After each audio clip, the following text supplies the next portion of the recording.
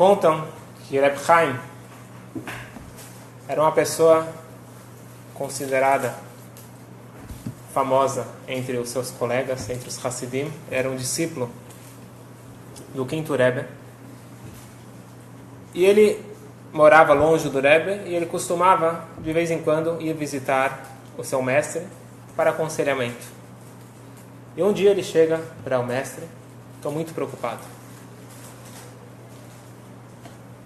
A minha alma animal está tomando conta de mim. Ele sabia que qualquer desequilíbrio é manifestação da alma animal. Ele falou: Rebbe, eu perco o controle. Não sei se ele tinha pavio curto ou ele reconhecia que ele ficava nervoso facilmente. E com isso, as consequências não eram boas. E não só as consequências com os outros. Com ele mesmo, era a alma animal falando mais alto. E ele, como um Hassid, alguém que estudou o Tânia e sabia da importância de controlar a alma animal, ele pediu ajuda do Rebbe. O Rebbe falou: não estou entendendo. Não estou vendo nenhum problema nisso.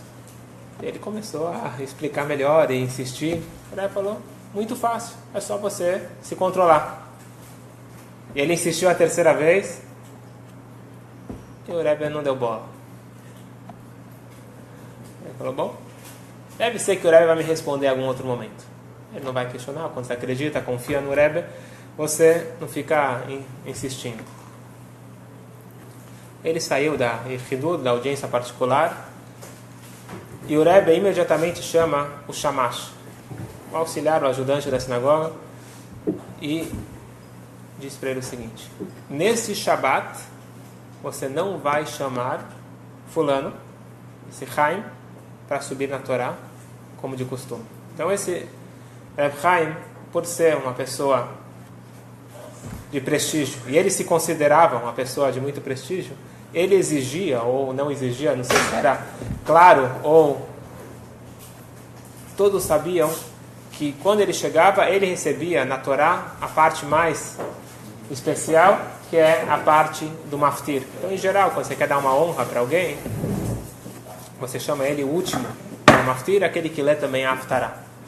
E ele, quando vinha visitar o Rebbe, ele era chamado de maftir, sem exceção. O Gabai sabia que não podia chamar outro, que ele ia ficar nervoso. E o Rebbe falou: eu vou te pedir um favor, esse Shabbat você não vai chamar o Reb Chaim. E não só isso, você vai chamar ele para amarrar a Torá. Normalmente você dá para amarrar a Torá para as crianças. Não precisa ter bar mitzvah para amarrar a Torá. Depois que levanta a Torá para glilá, você dá para as crianças. O Gabai, ele tremeu, ele falou: ele vai me matar, esse homem. E ele não sabia o que fazer. O Rebbe falou: está falado, não tem como discutir. Ele não pergunta duas vezes. Então ele teve uma ideia. Ele chegou antes de Shabbat para esse Reb Chaim. Falou para ele: eu vou te contar um segredo, não conta para ninguém que eu te falei.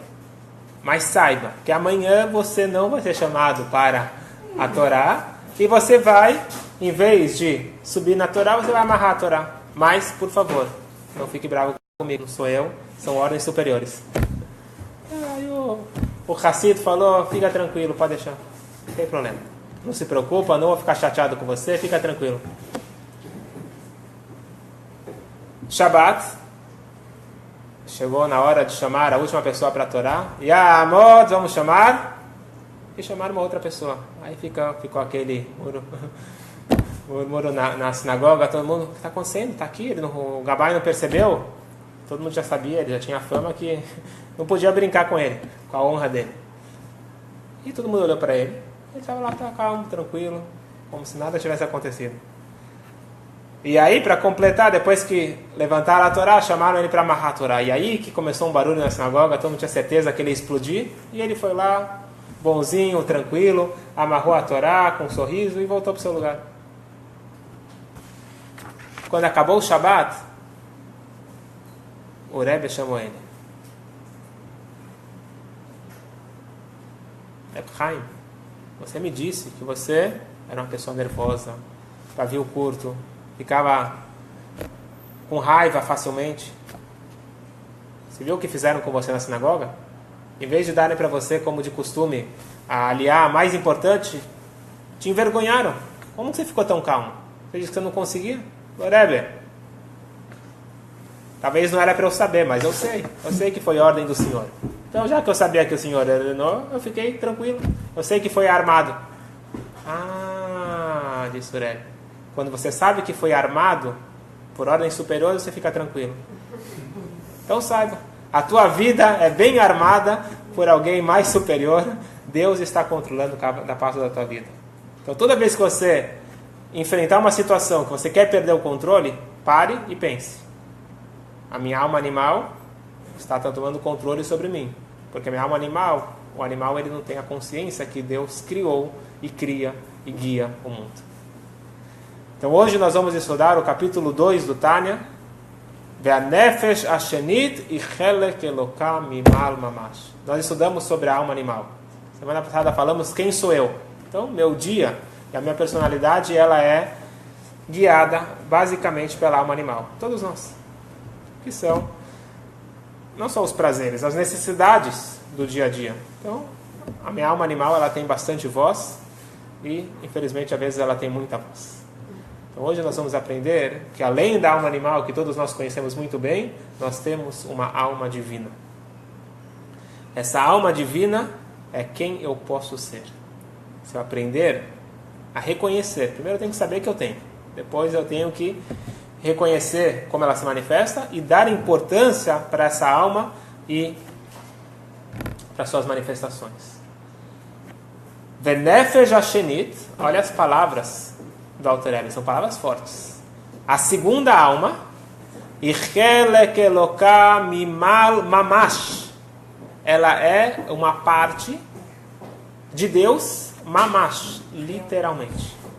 Então Deus ele pegou uma partinha dele e colocou dentro de nós. Então imagina que você pegou uma maçã e você cortou em 30 pedacinhos. Cada pedacinho da maçã é uma maçã, não é menos maçã, é um pedaço. O pedaço de Deus que está dentro de cada um de nós é Deus dentro de nós. Só que uma maçã, quando você corta, ela perde. Deus, sendo infinito, imagina uma chama. Quando você acende outra vela, a chama não perde a sua essência. Então Deus ele não perde a sua essência, mas a partinha de Deus está dentro de cada um de nós. Então vamos se conscientizar que nós temos Deus dentro de nós. Coisa muito interessante. Eu comentei semana passada que o Alter Rebbe, ele fala na introdução do Tânia, esse livro resolvi escrever com uma resposta para todas as perguntas que existem na área psicológica, emocional e espiritual. Sério? Todas as perguntas? Só um judeu tem quantas perguntas? Imagina agora, todo mundo, todas as perguntas, você vai colocar num livro fino, 53 capítulos. Mas o Alter Rebbe, ele não exagera. E também ele não tem esse ego de falar, eu sou bom, eu tenho todas as respostas. Porque essa é a essência do livro dele. Trabalhar com a alma divina. Então quando o Alter Rebbe ele coloca isso, ele quer nos ensinar algo e ele quer nos dar a resposta e a solução para todas as questões da nossa vida. Como que você pode responder todas as perguntas com um livro? Realmente, se fosse uma resposta para cada pergunta, não teria como. Mas sabem o quê? Hoje nós vamos aprender que todas as perguntas têm apenas uma resposta. E qual é a resposta? Não joga para Deus.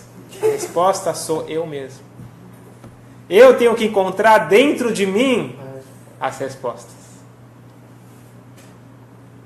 Rabino Jonathan Sachs, como já ouviu falar dele, foi por muitos anos rabino-chefe do Reino Unido, um rabino muito famoso, intelectual, tem vários livros, inclusive em português, vários livros traduzidos. Pessoa muito capaz e reconhecida pela rainha da Inglaterra e por outros. Ele, quando jovem, era como vários jovens que não sabem exatamente o que querem da vida. Ele nasceu na Inglaterra, estava nos Estados Unidos, como a gente fala em hebraico, ele foi procurar a si mesmo. A resposta está dentro de nós mesmos, mas normalmente a gente procura fora. Então ele estava procurando. Tem gente que vai para o Nepal, tem gente que cada um se perde em algum lugar procurando a sua essência. E ele resolveu entrevistar os rabinos dos Estados Unidos. Ele tinha planos grandes. Ele era um jovem universitário. E um dos seus candidatos a serem entrevistados era o Rebbe de Lubavitch. Então ele acabou chegando no Rebbe de Lubavitch. E lá ele conta que a experiência dele foi diferente e transformadora. Todos os entrevistados responderam às suas perguntas. Eram perguntas filosóficas, perguntas profundas, não eram perguntas bobas. E ele foi para vários rabinos e todos, na sua maneira de responder, davam alguma explicação ou só falavam que não sabiam. E quando ele chega para o Rebbe inverte o jogo. Primeiro o Rebbe começa a responder, depois ele fala: agora eu poderia te fazer uma pergunta? De repente, inverte o papel. E ele pergunta: o que você está fazendo pelo judaísmo em Cambridge? O que você está fazendo pelo judaísmo na sua universidade? Eu? Eu nem sei nada de judaísmo. Eu estou indo aqui pesquisar. E resumindo uma longa história, o Rebbe falou que ele deveria se tornar rabino, e ele nem acreditava que ele poderia ser rabino. Ele queria ser. Ele chegou para o Rebbe com as opções de vida dele. Nenhuma das opções que ele queria era rabino. Mas, encurtando a história, ele conta isso em várias entrevistas no livro dele. É bem interessante como que mudou a perspectiva dele e o Rebbe colocou ele na linha. E ele conta que a primeira Yechidut, primeira audiência particular, conversa que ele teve com o Rebbe ficou com ele 2 horas, é muito tempo. Mesmo quem tinha o mérito de estar com o Rebbe, ficava 2, 3 minutos, ele ficou 2 horas com o Rebbe. O Rebbe sabia em quem ele estava investindo. Alguém que é escutado por milhares de pessoas no mundo hoje. O Rebbe falou para o Rabino John Sachs, ele escreve o seguinte: quando eu estive aquelas 2 horas com o Rebbe na sua sala, o que mais me tocou e o que me mudou foi que de repente eu olhei e vi que o Rebbe não estava lá. Não tinha ego. O Rebbe estava ego. O Rebbe estava totalmente me escutando. Quando você fala com alguém, ninguém te escuta 100%. Ele está te escutando e pensando em outras coisas. Ninguém está focado 100%. Dizem como a grandeza do Rebbe, que deveria ser de todos nós, mas acabou ficando só para os grandes homens, de conseguir falar com todo mundo e naquele momento você está falando só com aquela pessoa, 100% focado. A gente não consegue nem com o cônjuge, nem com os filhos, estar 100% focado. Imagina como uma pessoa estranha. Mas o Rebbe dava atenção individualizada para o maior e o menor. Independente de quem era, quando ele estava falando com aquela pessoa, era aquela pessoa. Ele falou: eu senti que eu não estava falando com o Rebbe e eu era o pupilo escutando e pedindo conselho. O Rebbe se transformou em um espelho da minha identidade. E aí eu consegui me enxergar na minha essência. Muito forte isso. Então, qual que é a resposta para todas as perguntas? Então, nós gostamos de escutar respostas de gurus, de mestres. Você vai solucionar a minha vida. Diz o Alter Rebbe: quem vai solucionar a sua vida é você mesmo. Esse livro vai te ensinar quem é você, quem você pode ser. Você está acostumado com a sua alma animal. Realmente, a alma animal, ela é a origem de todos os problemas. Todos os nossos questionamentos, todas as nossas dificuldades, é a nossa alma animal. Mas se eu descobrir e resolver acessar a minha alma divina, a minha essência, quem eu realmente sou, eu vou ter a resposta. E na verdade eu não preciso de respostas, eu preciso de solução. Eu preciso ter uma vida equilibrada. Se eu aprender a acessar a minha essência, vai tudo estar resolvido. Então por isso que o Tânia, ele pode ser uma resposta para todas as questões. Muito forte isso. Todo dia de manhã a gente fala nas bênçãos matinais. De manhã a gente agradece a Deus por muita coisa, pede muita coisa. Nós falamos: Deus, Elokai, Neshama Shenatá Tabi Terorá Ri. Meu Deus, a alma que você me deu, ela é pura. Pergunta um grande comentarista, um grande rabino, se não me engano foi o Hidá, não me lembro exatamente quem foi. Sério? A alma que eu tenho, ela é pura? Ela era pura. Deus, você sabe o que eu já fiz com a minha alma? Todos nós falhamos. Então, já sujou a nossa alma. Como a gente pode todo dia de manhã declarar para Deus, Deus, a minha alma é pura. Então, será que essa reza é só para os sadiquim? Só os justos fazem essa reza? Está no Sidur para todo mundo. É muito importante essa mensagem. O Alter Rebbe vem nos mostrar Neshama shenatata bi teorahi. A alma que você me deu, ela é pura.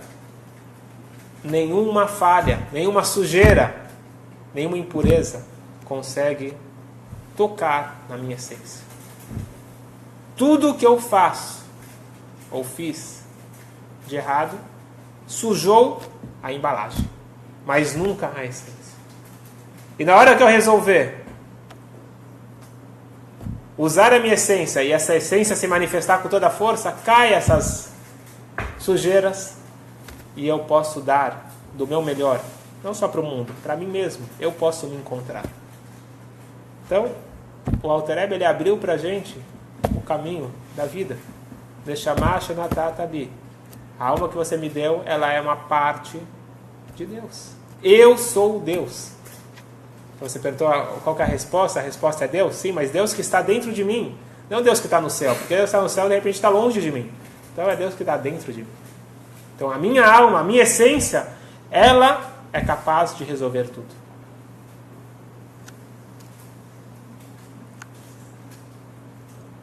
Se eu não me engano, foi esse mesmo Reb Chaim. Não, foi outro Hassid, outro discípulo do quinto Rebbe. Também um homem importante, um homem de muito conhecimento, mas também ele tinha o seu ego, como todos nós. E ele uma vez chegou para o Rebbe, e ele, por ser uma pessoa que se considerava importante, um grande Hassid, um dos primeiros alunos do Rebbe, ele chegou de viagem, imediatamente ele foi lá na recepção, porque ele queria falar com o Rebbe. E o secretário fala, tem alguém lá dentro, espera um pouquinho. Só que esse pouquinho foi passando. Falou, quem é que já está lá dentro de tão importante que o Rebbe está perdendo tanto tempo? E de repente abre a porta, depois de 2 horas, sai uma pessoa simples, não muito estudada, pessoa muito simples. Falou, coitado do Rebbe. O Rebbe está perdendo tempo com essas pessoas. Ele entra, e ele com o ego dele foi dar uma lição de moral para o Rebbe. Rebbe, eu não entendo. Como que o senhor perde tanto tempo com essas pessoas? E o Rebbe desconversa, pergunta o que ele quer, e 2, 3 minutos o Rebbe finaliza o assunto com ele. Aí que ele falou, Rebbe, não está certo isso. Olha quem sou eu. E o senhor dedicou só alguns minutos. Né? O Rebbe não responde. E ele tinha um costume. Ele era um grande diamantário. Assim fala? Diamantário. Que trabalha com diamantes. Então, ele tira, como de costume, ele dá para o Rebbe um diamante valioso para o Rebbe vender isso e ter fundos para ajudar todas as causas que o Rebbe ajudar. Então ele tira um diamante e fala, Rebbe, esse daqui é o melhor que eu já trouxe para o senhor. Esse daqui é o mais bonito, mais valioso. Olha que pedra linda. O Rebbe pega o diamante na mão, falou, desculpa, não estou entendendo. O que tem de especial nessa pedra? Uma pedra. Falou, Rebbe, confia, eu sei o que eu estou falando. Essa pedra é valiosa. E começou a explicar, queria dar uma aula para o Rebbe. E o Rebbe falou, para mim isso é uma pedra. Falou, desculpa, Rebbe, mas para apreciar diamantes, você tem que ser um bom entendedor. Rebbe Mônia, para apreciar almas, você tem que ser um bom entendedor. A nossa alma é um diamante. Às vezes nem nós mesmos acreditamos no nosso diamante.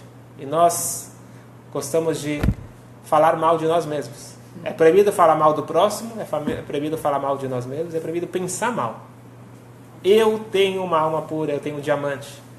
Todas as coisas que eu acho que são ruins são manifestações da minha alma animal. A minha alma animal não sou eu. Faz parte de mim também, mas não é a minha essência. A minha essência é essa alma divina, essa alma pura.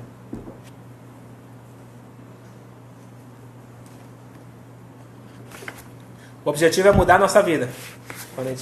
Não existe estudar o Tânia e não mudar a sua vida. A não ser que você não levar a sério. Então aqui, Hashem nos deu o presente dessa geração, essas últimas gerações, ter essas informações que podem mudar a nossa vida. Talvez antigamente isso aqui já era claro para eles, eles não precisavam dessas informações, mas nós precisamos mais do que nunca. Então qualquer livro de autoajuda vai falar de técnicas. Quer dizer, então, O Alter Rebbe vai falar da essência. Fala. Quem erra, então, é sempre a alma animal, os erros, A alma divina não erra. A alma divina é divina, é Deus. Se eu estou desconectado, é alma animal. Se eu estou conectado, é alma divina.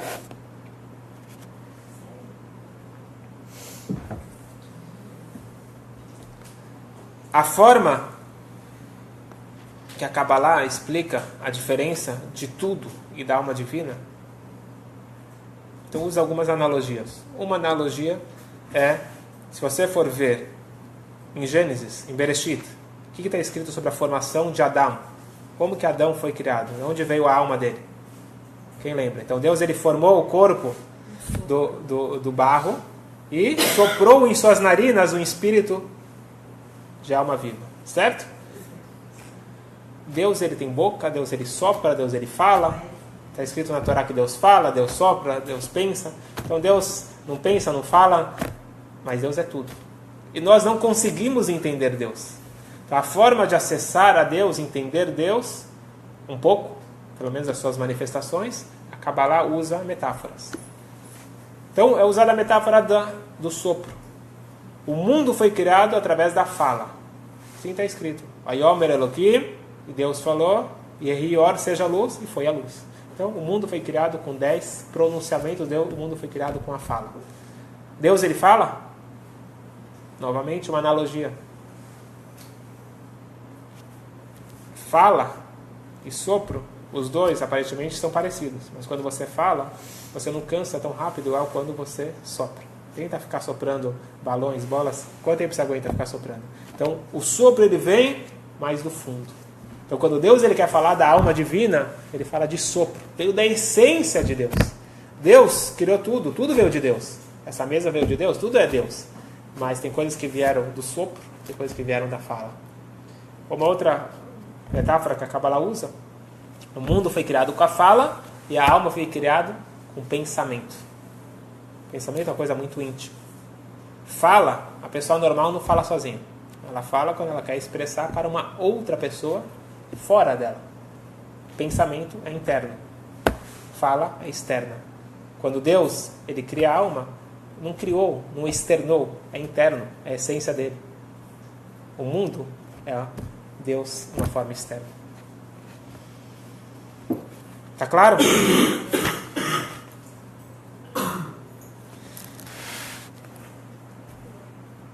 Que oração, por favor? Obrigado. Tentar colocar, pelo menos, esse conteúdo nessa aula, a gente não deixar para depois. Essa alma divina, ela começa a entrar no corpo humano a partir do nascimento da menina e do Brit Milá do menino. A grande importância do Brit Milá, por várias outras importâncias e motivos de ter o Brit Milá, e como é muito importante ter o Brit Milá, a alma divina ela começa a penetrar no menino a partir do Brit Milá. É dito que na hora da concepção a alma já se forma, só que essa alma ela está envolvendo a criança. Se você for ver na Gemara, a linguagem que é usada existe uma luz em torno do feto. O que é essa luz? É uma alma. Então a alma ela está envolvendo. Só que a gente precisa que a alma penetre. Então a alma começa a entrar a partir do nascimento do Brit Milá, finaliza a entrar no bar e no Bat Mitzvah. Que parte da alma? A alma mais, vamos chamar assim, primeiro nível da alma, Nefesh. Não vamos entrar em todos os detalhes, mas tem várias camadas da alma. Então a primeira camada finaliza no bar e no Bat Mitzvah. E aí sim, ele já assume a responsabilidade de exercer o caminho que Hashem indicou como melhor para ele. Até então ele é uma criança, ele não tem responsabilidade, ele não tem como ser responsável pelos seus atos. Então, no momento que ele já tem a alma divina, número 1, completa, começa a idade maior. Só que a segunda parte da alma, ela só pode entrar com esforço, com mérito, com empenho, a partir dos 20 anos. E depois, para chegar na terceira, quarta, quinta, já é bem mais difícil. Mas, basicamente, a ideia dessas partes da alma é ação. Então, o que é esperado de cada ser humano é ser responsável pelas suas ações. Esperamos também que depois ele se torne mais maduro e ele seja responsável pela inteligência emocional. Que ele tenha um controle sobre as suas emoções. É mais difícil, mas com esforço, dedicação e querendo, você ganha um maior controle emocional. Então essa é o Ruach, a parte Ruach da alma divina. Depois você tem o controle intelectual, que é a Neshama, já é mais difícil. Depois são níveis mais elevados, que isso daqui já fica para pessoas. O quarto nível, David Amelech chegou, e o quinto nível vai ser Mashiach. Mas esses 3 níveis nós temos como acessar e, de certa forma, somos orientados a nos esforçar para cada vez mais ter mais alma divina mais presente dentro de nós. Ninguém me perguntou aqui, mas eu falei exatamente as palavras do Alter Rebbe. Assim começa o capítulo 2. Benefesh Hashenit e Chelek Elokam Valamash. A segunda alma é a alma divina. Quer dizer que a alma animal é número 1. A alma divina é número 2? Faz sentido?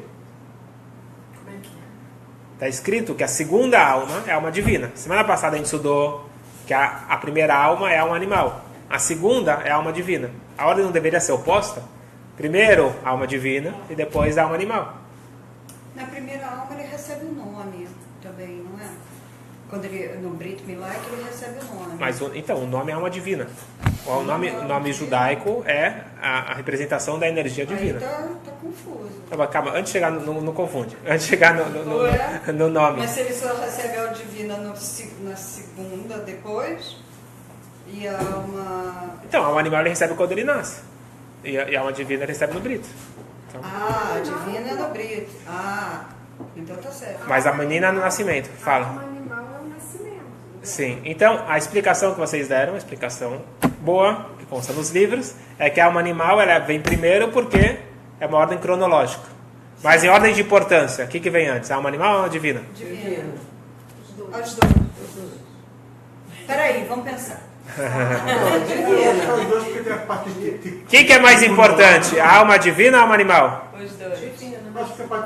Ele está dando a resposta aqui. Se nós tivéssemos nascido apenas para a alma divina, não precisaria ter ser humano, basta os anjos. Se era só para fazer certo e não ter a inclinação para fazer o errado, basta os anjos. Então, o objetivo que Deus criou o ser humano é justamente para controlar, domar, canalizar, refinar a alma animal. Então, qual que é o objetivo? Qual que é o objetivo? A alma animal. Lapidar, muito bom. Lapidar o diamante a gente falou que era a alma divina. É divina. Através do diamante eu tenho a força de lapidar que seja a alma animal. Porque a alma animal, na realidade, ela não é mal. Ela é instinto, prazer. Só que coitada da alma animal. Ela acha que comer é um prazer. Ela acha que passear é um prazer. É um prazer. Só que ela não sabe o prazer que é você estar em contato com a sua essência, estar bem consigo mesmo e estar equilibrado. É ter o domínio, né? Ter o domínio. Não existe prazer maior do que esse. Então eu posso ter um prazer de fazer algo, viajar, ter alguma atividade.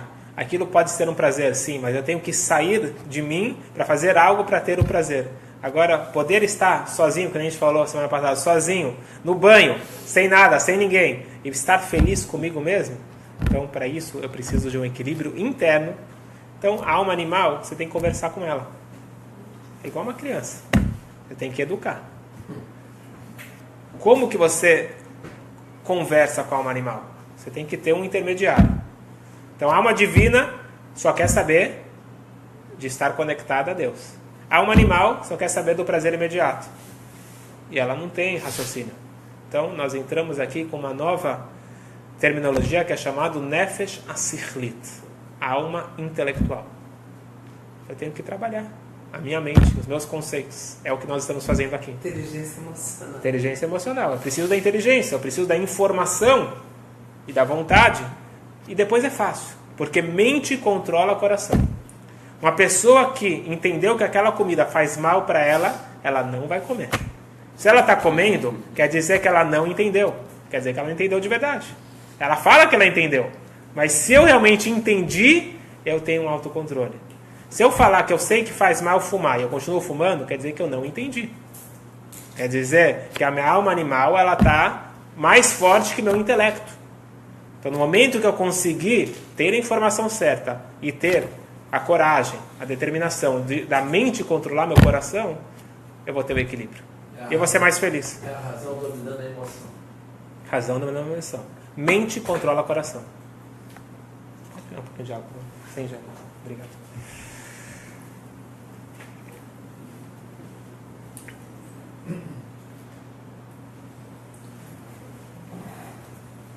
Contam que 2 irmãos, conhecidos como os irmãos sagrados.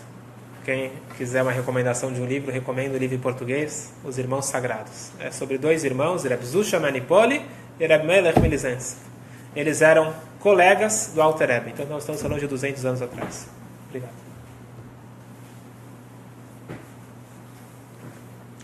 Eles tinham um costume de viajar por todos os vilarejos, sem se identificar. Eles andavam com uma pessoa simples, com pedintes inclusive, mas eram grandes tzadikim, grandes justos que queriam ajudar as pessoas. E eles não queriam chegar como um rabino e eu vou te ensinar agora. Eles sabiam que a resposta tem que estar dentro de nós mesmos. Então eles tinham uma técnica interessante. Eles iam lá nos bares, lugares que tinham pessoas que precisavam de uma certa ajuda espiritual.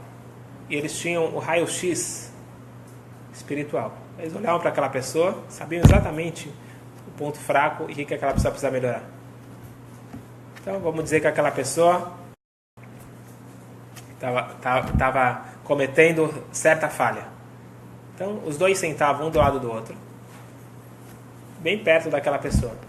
Aí um falava para o outro: eu não sei o que fazer, eu cometi tal falha, me ajuda, o que eu faço? E o outro respondia.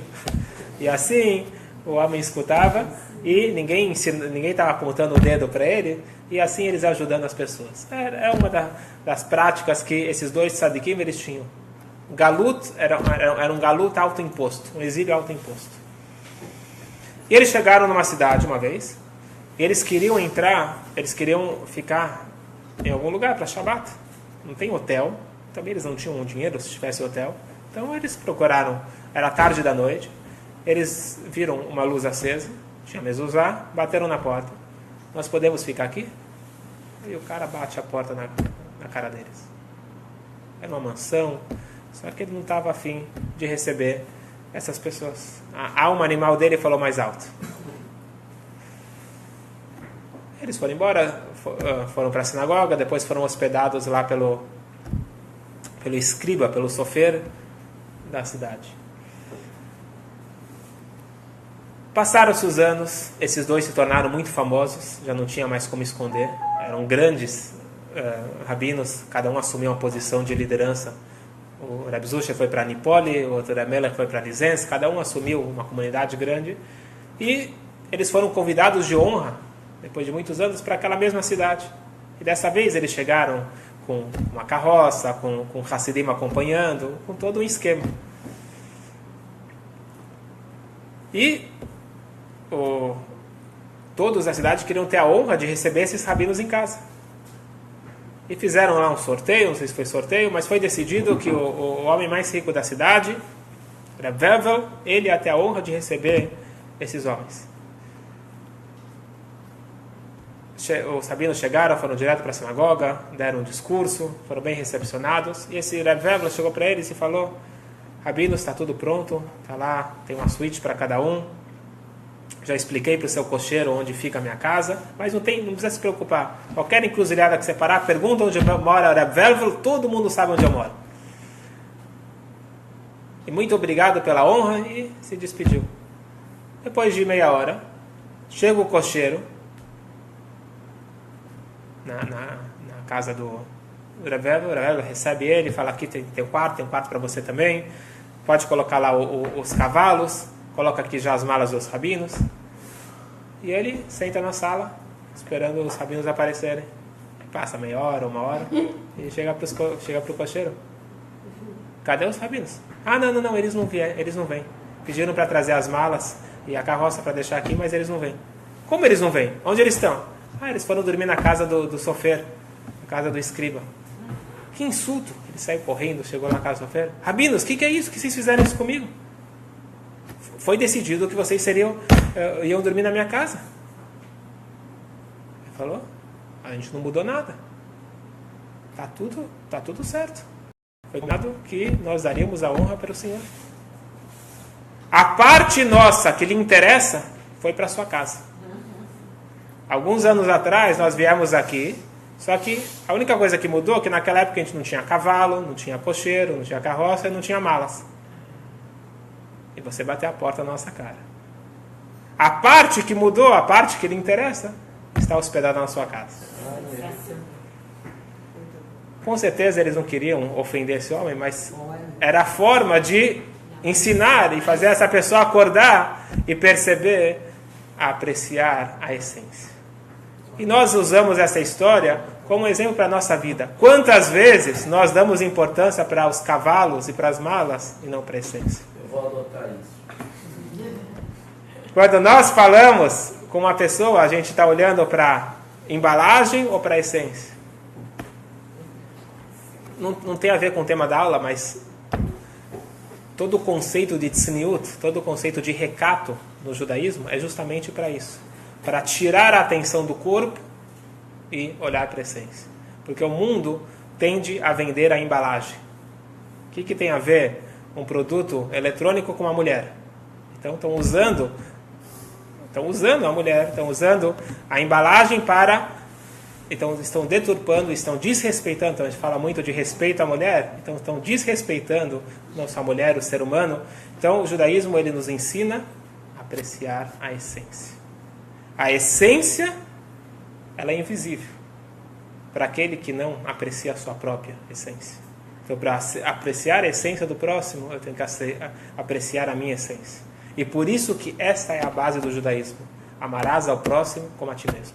Porque você só consegue amar o próximo se você olha para a essência. Para você olhar para a essência, você precisa apreciar a sua essência. Se você apreciar a sua essência, você está conectado. Então, essa é a essência do judaísmo. Parece muito humanista, amarás o próximo, amor. Paz e amor, essa é a essência. Não, a essência é você estar conectado. Na hora que você está conectado, está tudo englobado. Certo, Ivan?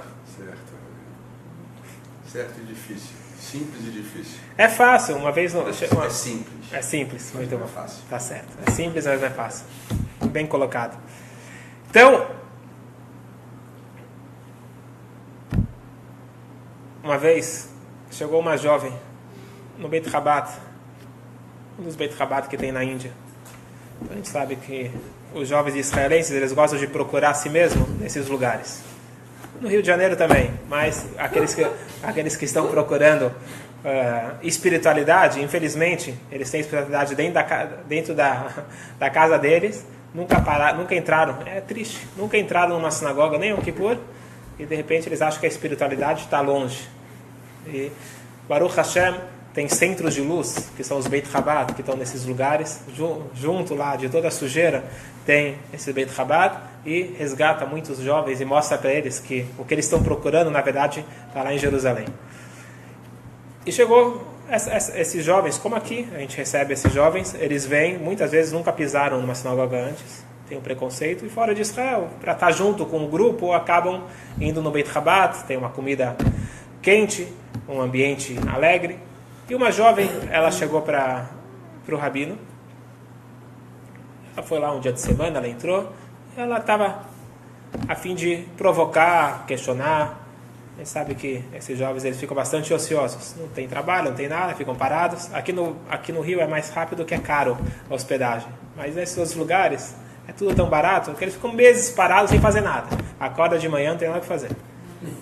Então, uma vida bastante interessante. Então não é triste, muito se perdem.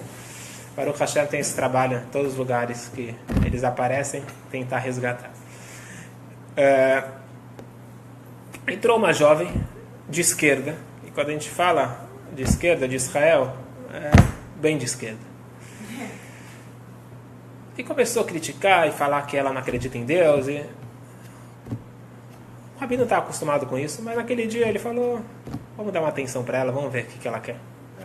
Isso não é nada mais do que a alma divina pedindo ajuda. Se você não acredita em Deus, o que você vai falar para o rabino? Fica no seu canto. Se você está falando, quer dizer que está te incomodando. Então, ela falou, e o rabino falou, você tem certeza que você não acredita em nada, não acredita em Deus? Falou, certeza absoluta. Tá bom. Você está disposta a fazer uma demonstração? Lógico.